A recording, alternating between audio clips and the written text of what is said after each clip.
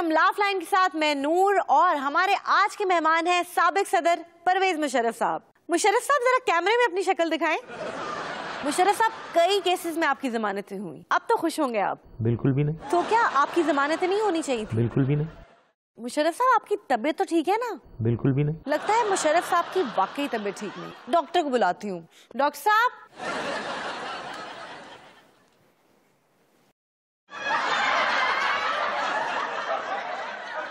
मुशर्रफ साहब को मस्त कलंतर बुखार है। ये कौन सा बुखार है?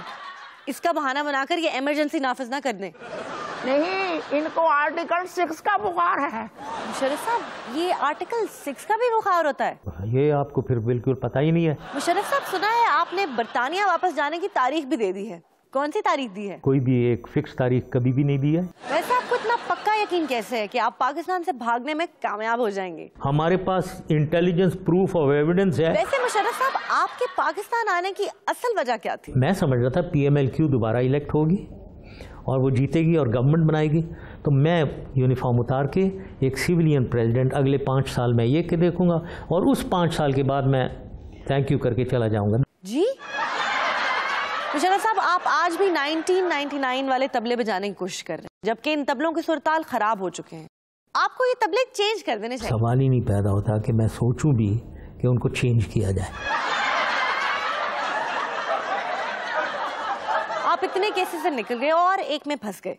कसूरी साहब तो परेशान होंगे। तो इससे बेहतर क्या, वो उनको तो खुश होना चाहिए। हाँ, ये भी है, उनकी रोजी लगी हुई है। मुशर्रफ साहब, अगर हुकूमत आपको प्रोटोकॉल दे तो आप कैसा प्रोटोकॉल चाहेंगे? 4-5 गाड़ियां, truck load of weapons, anti aircraft weapons.